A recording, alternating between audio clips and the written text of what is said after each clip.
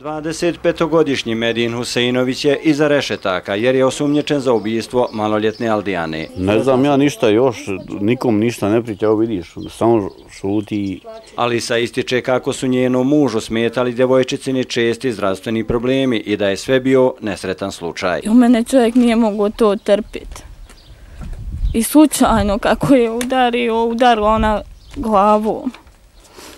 Od sto, od nešto, ja. Od kad, kako je bila u kupatilu.